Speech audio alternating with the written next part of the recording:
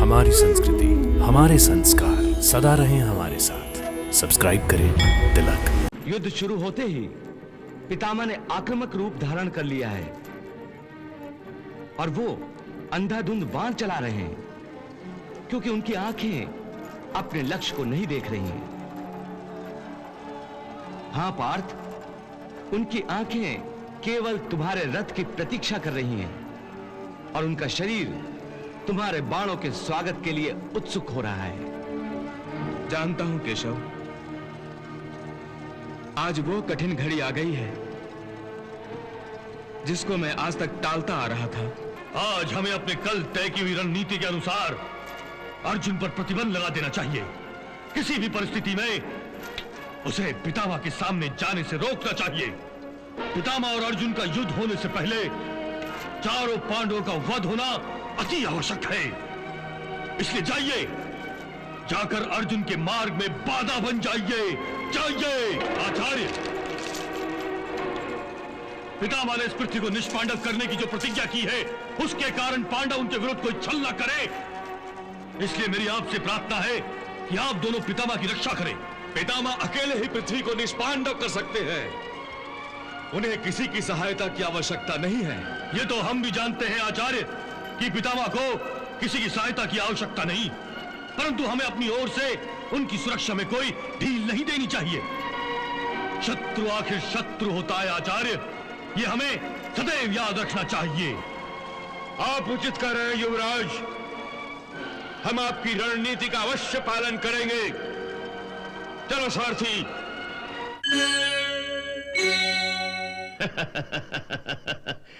पितामह ने धरती को निष्पांडव करने की जो प्रतिज्ञा की है, उसी का समाचार गुप्तचरों ने पांडवों को दिया होगा। इसलिए वो पितामह से युद्ध करने के बदले उनसे क्षमा की याचना करेंगे। और मेरे भतीजे इतने निर्दयी भी नहीं हैं कि अपने प्रिय दादा का वध करें। महाराज, यह केवल आपकी कामना है, यह केवल आपकी अंतर इच्छा है। आप चाहते हैं कि यह युद्ध कौरव बिना लड़े ही जीत जाएं और इस युद्ध में कौरवों को किसी प्रकार की हानि न उठानी पड़े।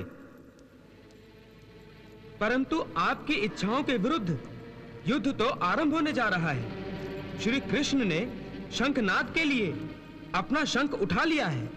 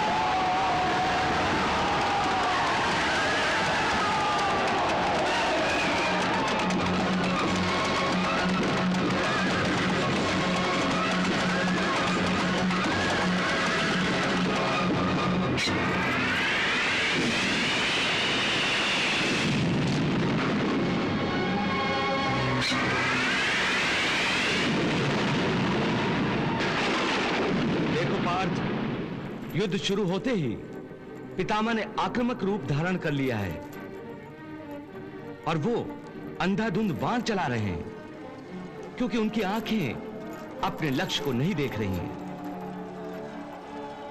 हां पार्थ, उनकी आंखें केवल तुम्हारे रथ की प्रतीक्षा कर रही हैं और उनका शरीर तुम्हारे बाणों के स्वागत के लिए उत्सुक हो रहा है। जानता हूं केशव,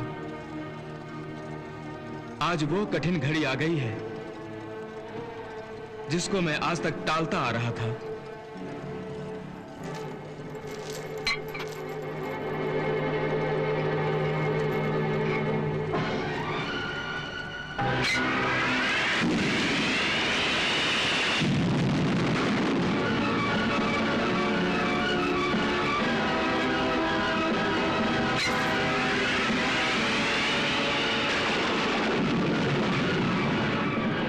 हे केशव, मेरा रथ पितामह के सामने ले चलो।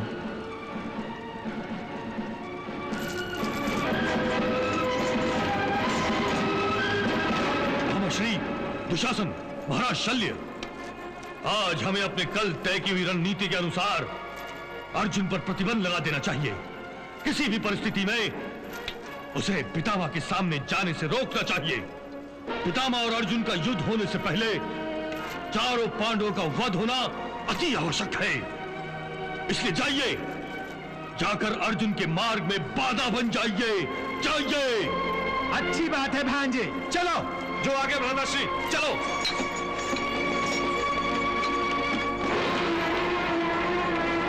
चलो सारथी।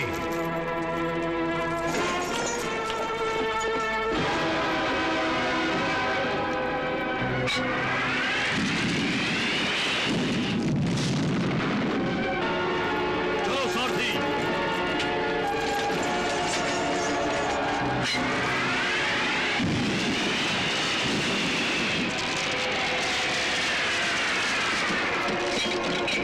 आचार्य, पितामह ने इस पृथ्वी को निष्पांडव करने की जो प्रतिज्ञा की है, उसके कारण पांडव उनके विरुद्ध कोई छल न करे।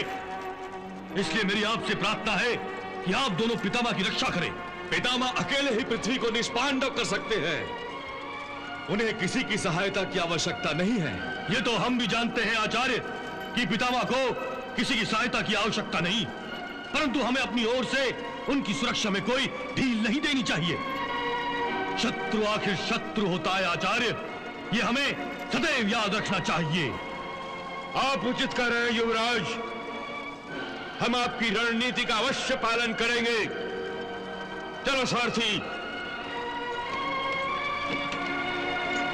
चलो सारथी।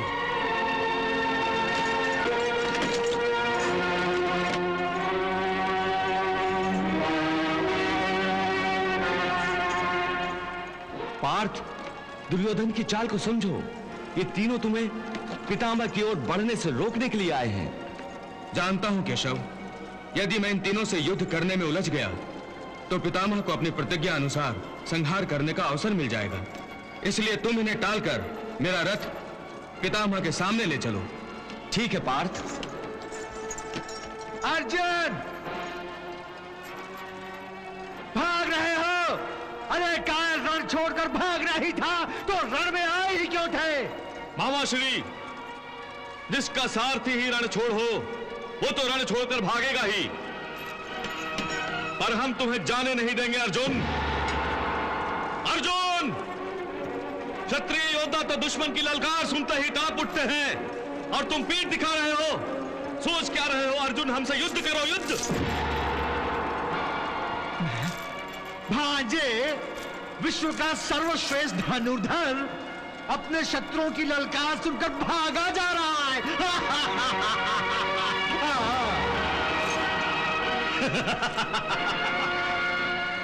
अर्जुन, हमसे युद्ध करो, युद्ध। अर्जुन, अरे हम तुम्हें ललकार रहे, आओ युद्ध करो हमसे। हम तुम्हें युद्ध के लिए ललकारते हैं अर्जुन। हमसे युद्ध करो, युद्ध। आओ भांजे, आओ। मेरा रथ रोको वासुदेव। हे केशव, रथ रोको। हे अर्जुन, वो तुम्हें पितामह से दूर रखने के लिए जानबूझकर भड़का रहे हैं। उनकी ओर ध्यान मत दो। वो देखो, पितामह वहां आतंक मचा रहे हैं।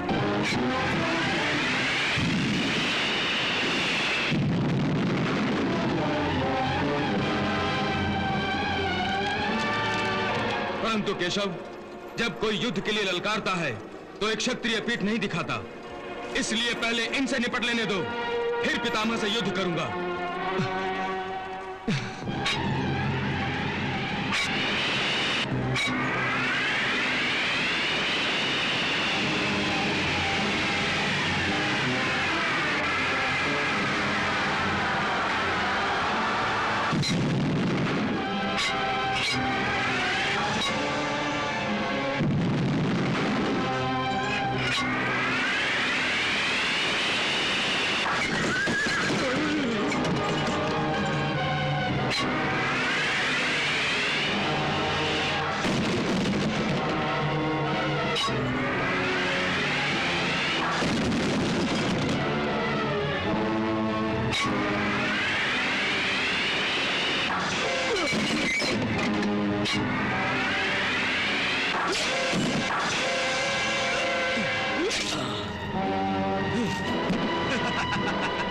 अर्जुन, हर पल महत्वपूर्ण है। तुम्हारा समय नष्ट करने का अर्थ है पितामह को अपनी प्रतिज्ञा पूरी करने का अवसर देना। नहीं केशव,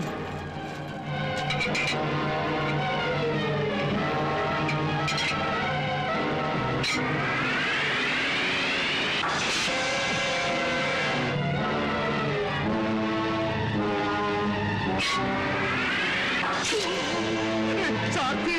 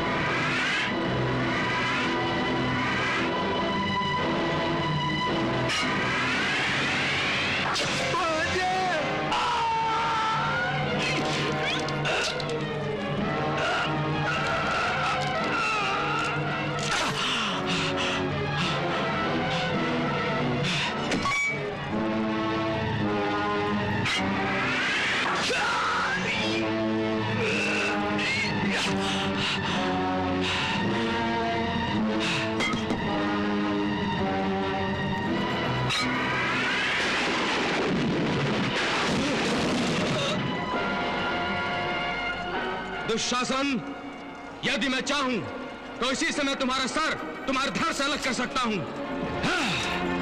इसी क्षण तुम्हें यमलोक भेज सकता हूं, परंतु बड़े भैया भीम ने तुम्हारे अपवित्र हाथों को उखाड़ फेंकने की प्रतिज्ञा की है,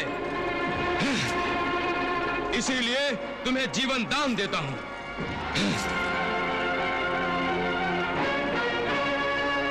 हे केशव, मेरा रथ पितामह के सामने ले चलो।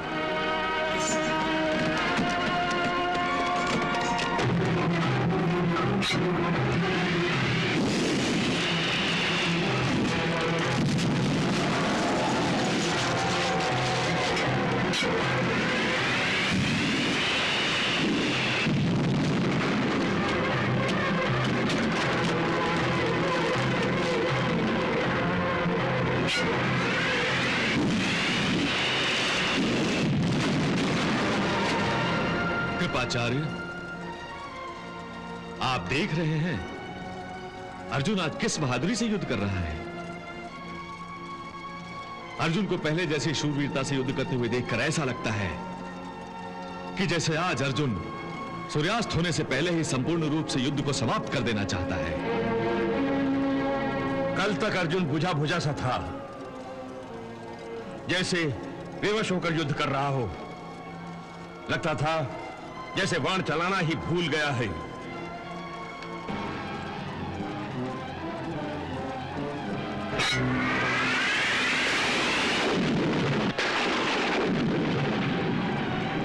परंतु आज उसमें अचानक परिवर्तन आ गया है, जिस पर प्रसन्न होना या आश्चर्य होना उचित है। परंतु आचार्य, अपने शिष्य को सिखाई हुई धनुर्विद्या का सफल प्रयोग करते हुए देखकर आप प्रसन्न होने के बदले चिंतित हो गए हैं। आचार्य, मुझे चिंता ही नहीं बल्कि भय भी है कि अर्जुन आज जिस भीषण आक्रमण पर उतर आया है, उसे देखकर ऐसा लगता है कि महाबली अर्जुन ने आज गंगानंदन भीष्म का वध करने का संकल्प कर लिया है।